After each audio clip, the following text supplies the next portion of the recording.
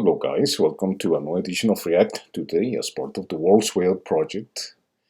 Today we're going to speak a little bit about the things that are happening around the world, especially after there's still no ruling, but the opinions and the conclusions of many of the judges at the International Court of Justice um, in Le Hague after the accusation of genocide brought on by South Africa. So these things have caused a lot of turmoil around the world and have divided opinions. But the majority of opinions, the trending is on what we're going to speak about today. This is only my opinion and is well based. And if you have anything to say against it, I hope that you respectfully do so, as long as it's well argumented. So let's begin. From Vietnam to Palestine, a Canadian Citizen Proclamation by Federico Molano, Thursday, January 18, 2024, Canada. What is happening to and what is the real reason for why American Christians and Christians in general of all denominations around the world, whether Catholic, Evangelicals, Christian Evangelicals, Calvinists, etc., to be as blind and biased as they are when they support the genocide in Gaza? Is it their need for a collective status? Is it because they can't afford a membership in a private club?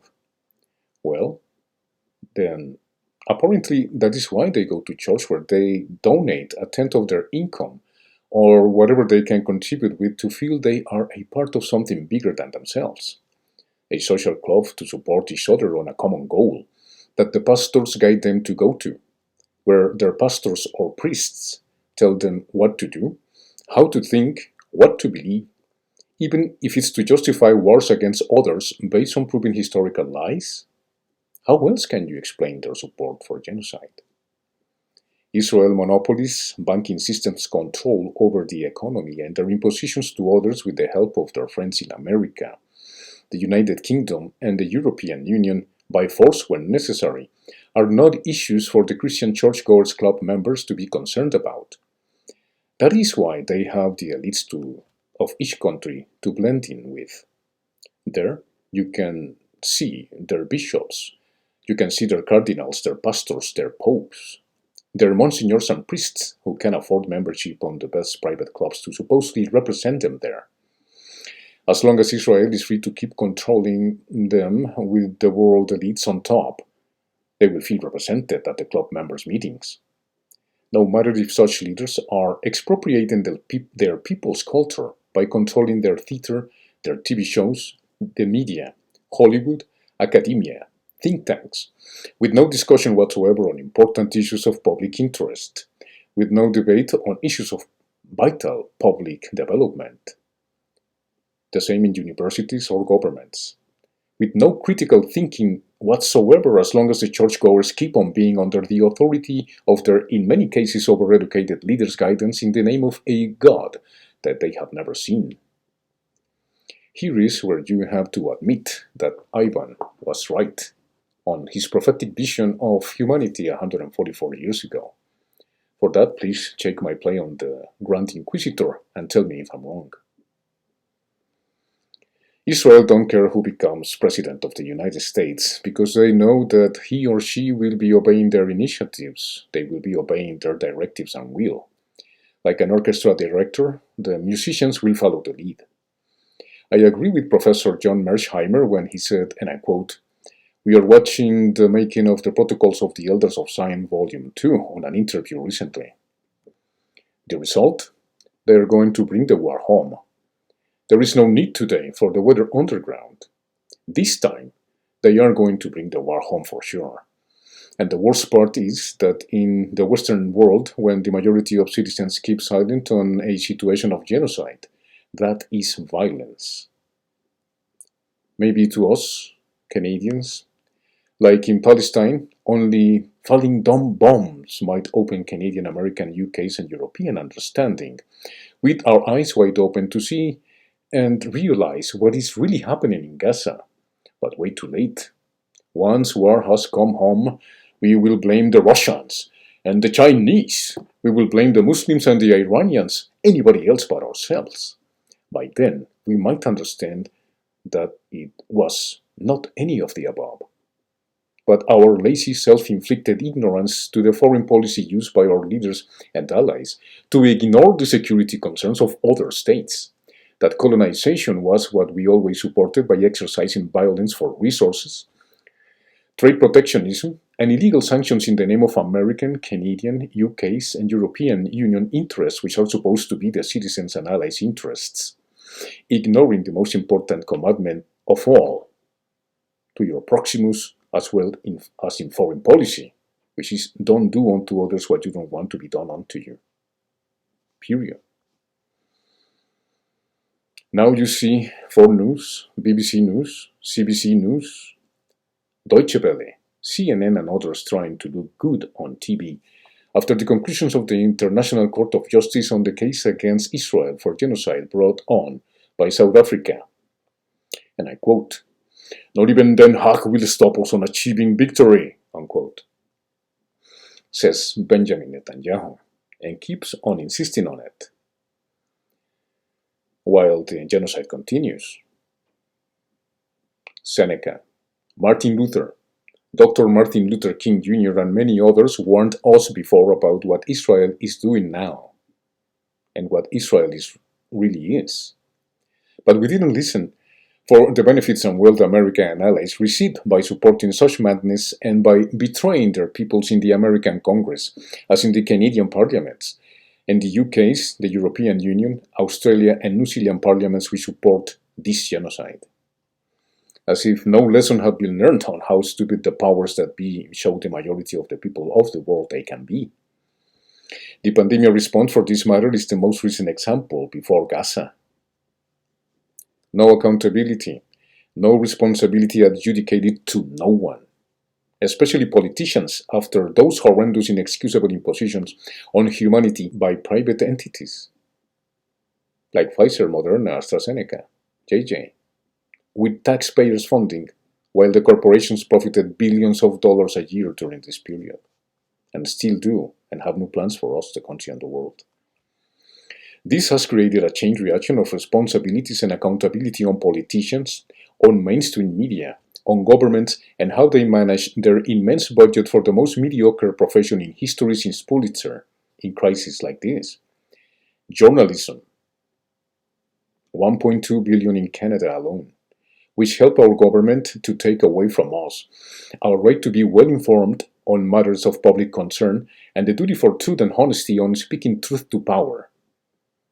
It is us, the citizens, on the most central platforms of all time, like this program, who are fighting for our rights and freedoms, for our constitutional mandates, whom has proven once again, especially since the pandemic, the corruption of politicians, health ministries, prime ministers, presidents, senates, parliaments, and before trusted institutions like the World Health Organization and the United Nations, how subservient they have become to the root capital of corporations like the pharmaceutical industry, and of course now, the Israeli lobbyists all around the world, especially the UK, Europe, and North America.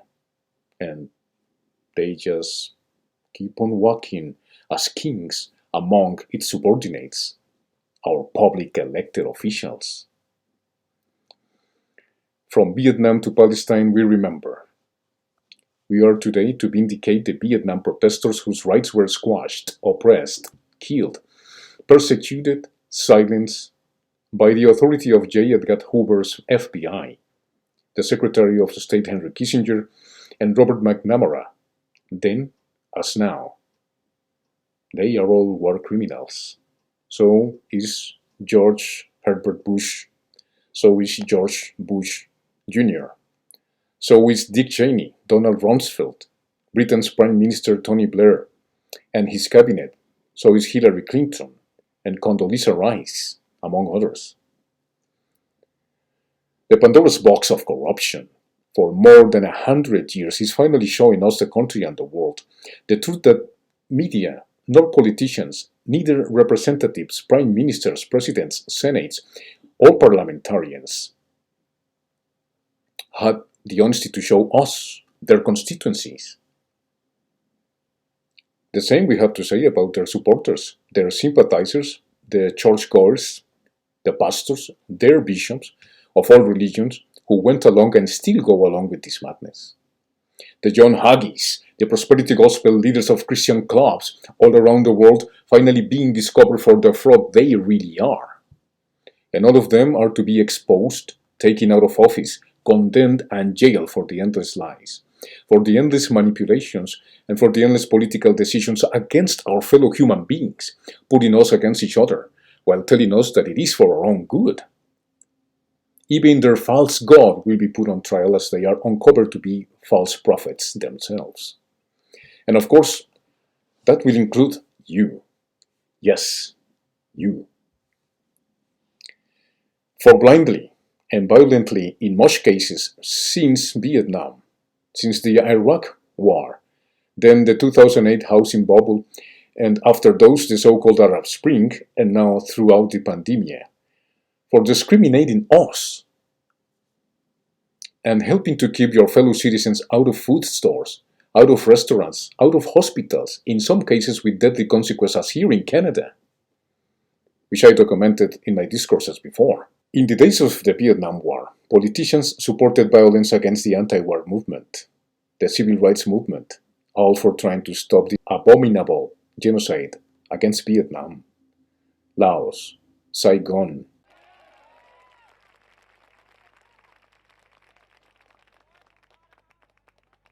Will be able to close those doors. It's an uphill. Monseñor Romero dijo que nosotros que tenemos una voz tenemos que hablar. Y más gente en los Estados Unidos como nosotros aquí estamos hablando contra esta escuela de asesinos, contra esta escuela de horror.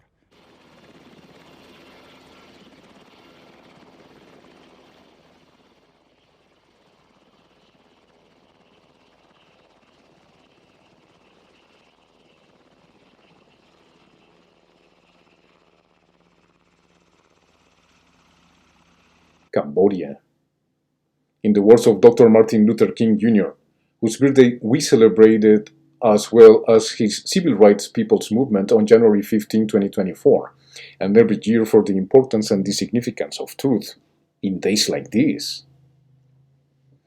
And yet, history repeated itself on the millions that marched against the war on Iraq, the war against Syria, Yemen, Afghanistan, and now Iran, and again Yemen, to protect Israel's genocide. Instead of protecting and preventing the genocide, Israel keeps on running against Palestinians still now, according to the Convention to Prevent and Punish Genocide of 1948. The genocide against Colombia, where Israel has everything to do, by sending Jair Klein as a mercenary to train paramilitaries, and the consequences for the country. Not only that, the genocide against Colombia, Guatemala, Salvador, Honduras, which left indelible scars on those countries now marching north in search for a better future, now that the United States destroyed their chances to stay and have a decent and well-deserved future in their home countries.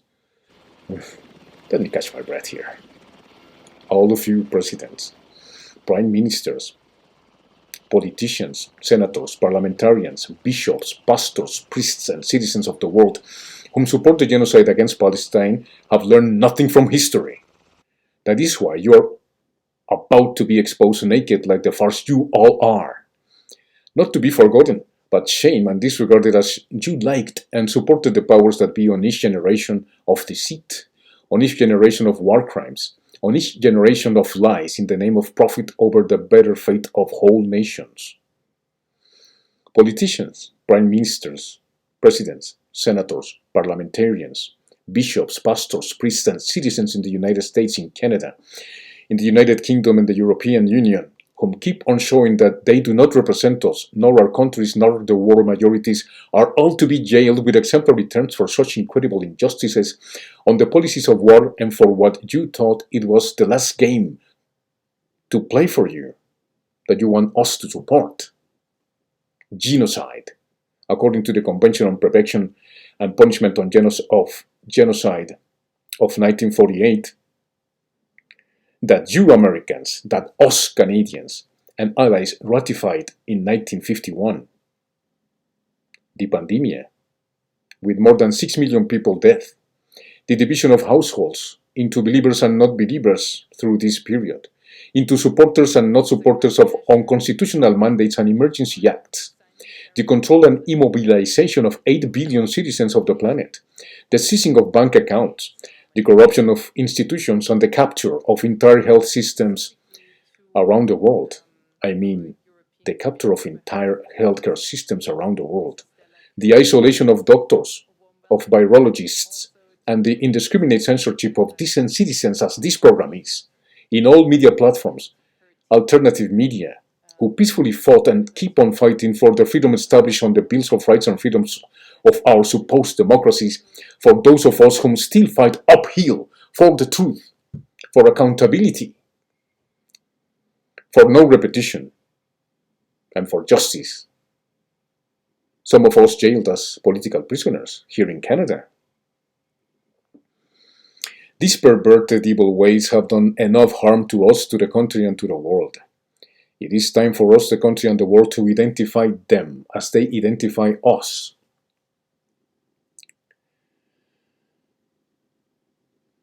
With their sophisticated spyware on the Internet of Things and social media platforms, it is time to unite and find them accountable in court and to put them where they really belong.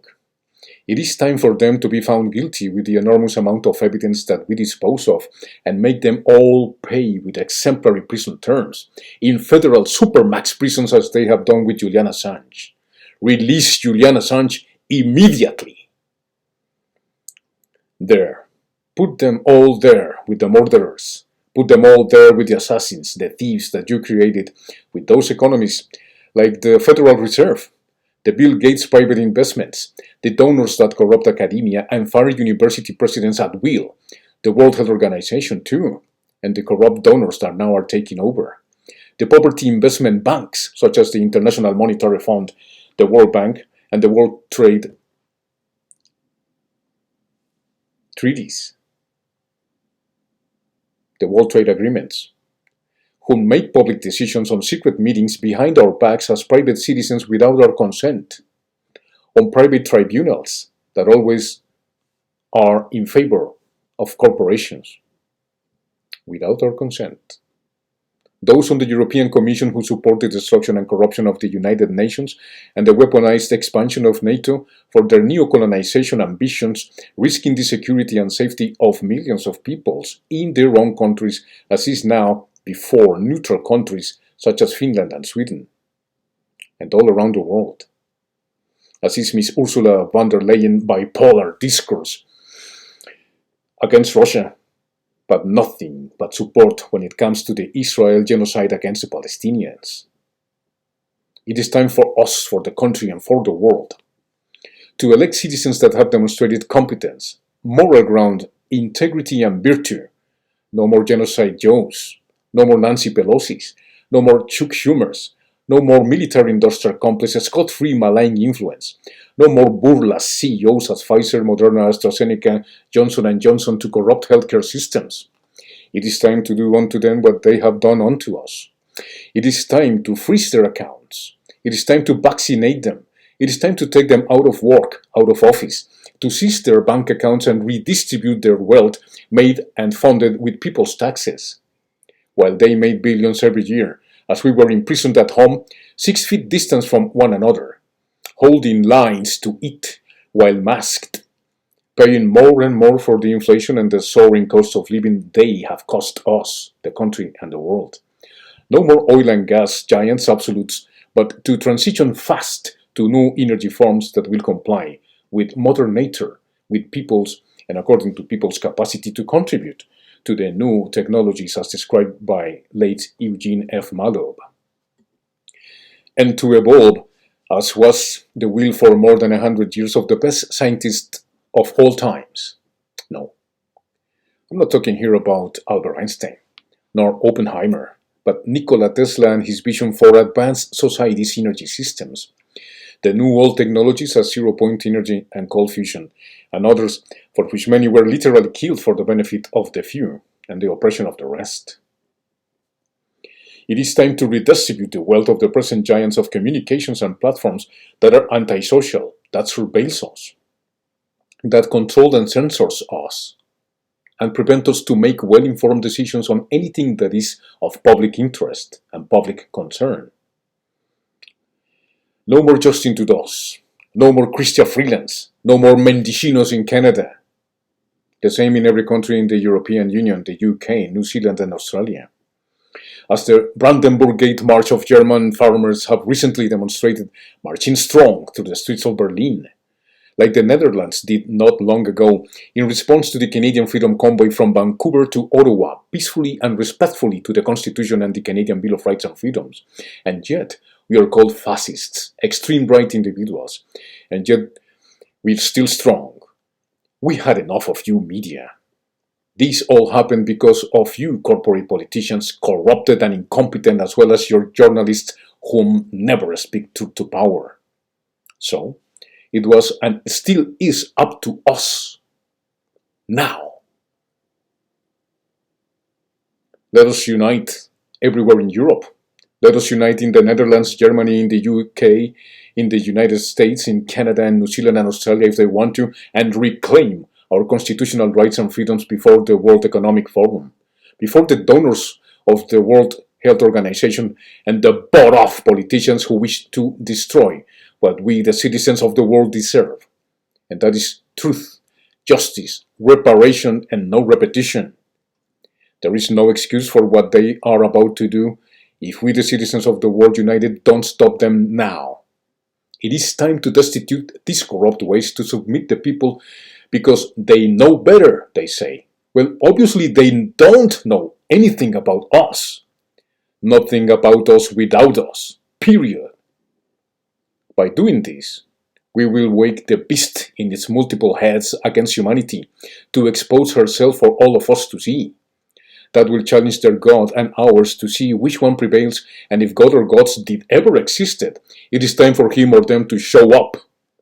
Or if it at all was with the cooperation of other entities living in this planet behind the curtain or far away from us, as is the proven non-disclosure secrecy of the United States hearings at the American Congress regarding the UFO and the UAP phenomena, and how they control politics, and how this phenomena is involved in how they relate to Israel and the United States, according to Haim Eshed, just before he died, a general for the Aerospace Agency of Israel.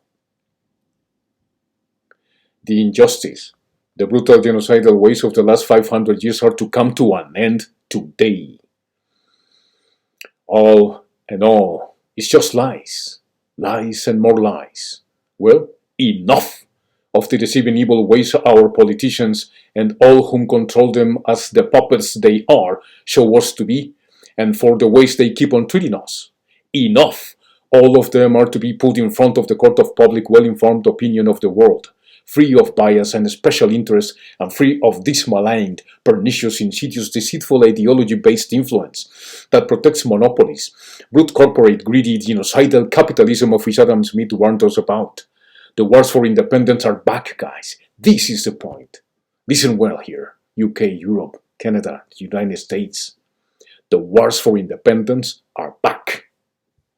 Period.